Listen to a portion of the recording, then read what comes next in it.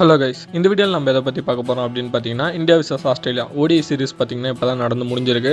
Australia பார்த்தீங்கன்னா சீரிஸை 2-1 அப்படின்னு ஜெயிச்சிட்டாங்க. அடுத்து பார்த்தீங்கன்னா T20 சீரிஸோட T20 ஸ்குவாட் பார்த்தீங்கன்னா இந்தியன் டீம் சைட்லேருந்து அனௌன்ஸ் பண்ணியிருக்காங்க. அந்த ஸ்குவாடை பற்றி தான் நம்ம இந்த வீடியோவில் பார்க்க போகிறோம். சரி வாங்க, ரொம்ப பேசாமல் வீடியோக்குள்ளே போயிடலாம். This video is sponsored by SBI Jobs. இதுக்கப்புறம் பார்த்தீங்கன்னா ஒரு ப்ரொமோஷன் வீடியோ வரும். அந்த வீடியோவை ஃபுல்லாக பாருங்கள். உங்களுக்கு அந்த ஜாபில் ஜாயின் பண்ணோம் அப்படின்னா டிஸ்பிளேல தெரியிற நம்பருக்கு உங்களோட நேம் அண்ட் குவாலிஃபிகேஷனை வாட்ஸ்அப் பண்ணுங்கள்.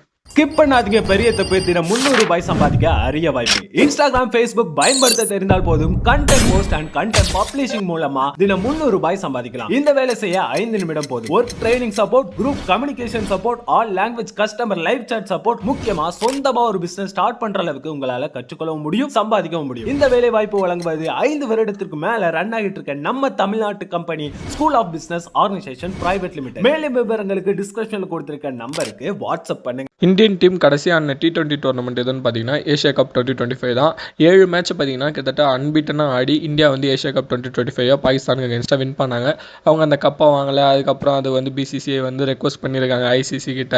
ACC சேர்மன் பார்த்தீங்கன்னா தரமாட்டேன்னு சொல்லியிருக்காரு. அதெல்லாம் பார்த்தீங்கன்னா டிஃப்ரெண்ட் கான்ட்ரவர்சி. ஆனால் இந்தியன் டீம் பார்த்தீங்கன்னா ஏஷியா கப்பை அன்பீட்டனாக போய் வின் பண்ணாங்க அப்படின்றது தான் பார்த்தீங்கன்னா இதில் பாயிண்ட். இப்போ பார்த்தீங்கன்னா ஆஸ்திரேலியா கூட ஒரு T20 சீரிஸ் ஆட போகிறாங்க. நம்ம ஏஷியா கப் டைம்லேயே பார்த்தீங்கன்னா டிஸ்கஸ் பண்ணது தான். சுப்மன் கில்லை பார்த்தீங்கன்னா T20 டீமுக்குள்ளே எடுத்துகிட்டு வந்துட்டாங்க.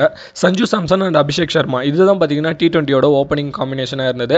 அதை உடச்சி பார்த்தீங்கன்னா சுப்மன் கில்லை ஓப்பனிங்க்கு எடுத்துகிட்டு வந்தாங்க. அது மட்டும் இல்லாமல் அவர் வைஸ் கேப்டனாகவும் அப்பாயிண்ட் பண்ணிட்டாங்க.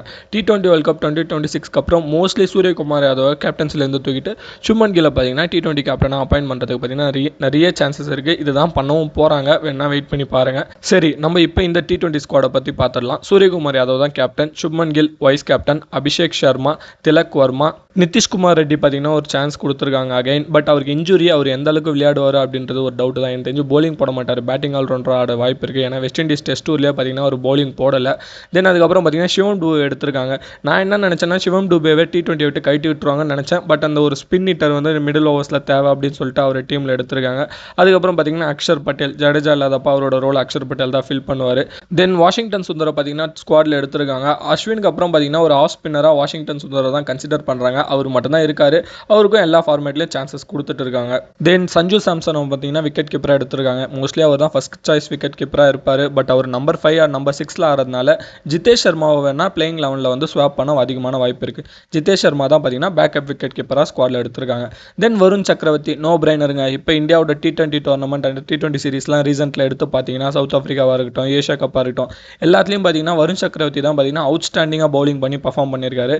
தென் குல்தீப் யாதவ் பார்த்தீங்கன்னா 11ல் ஆடுறது ரொம்ப கஷ்டம். ஏன்னா அக்ஷர் பட்டேல், வாஷிங்டன் சுந்தர்னு 2 பேட்டிங் ஆல்ரவுண்டர்ஸ் இருக்காங்க. அவங்களால நல்லா பவுலிங்கும் போட முடியும். தென் வருண் சக்கரவர்த்தியை பார்த்தீங்கன்னா தேர்ட் ஸ்பின்னராக ஆட வாய்ப்பு இருக்குது. ஸோ குல்தீப் யாதவ் மோஸ்ட்லி பெஞ்சில் தான் இருக்க போகிறாரு இந்த சீரிஸ் ஃபுல்லாக.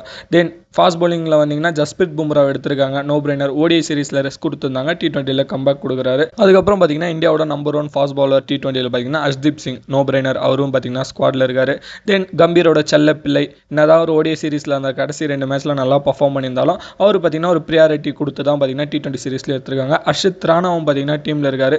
தென் ரிங்கு சிங் இருக்காரு. மோஸ்ட்லி ரிங்கு சிங்க்கு பார்த்தீங்கன்னா T20யில் வந்து ஆட சான்ஸ் கிடைக்க போகிறதில்ல. அவர் ஒரு மாதிரி ஒதுக்கிட்டாங்க.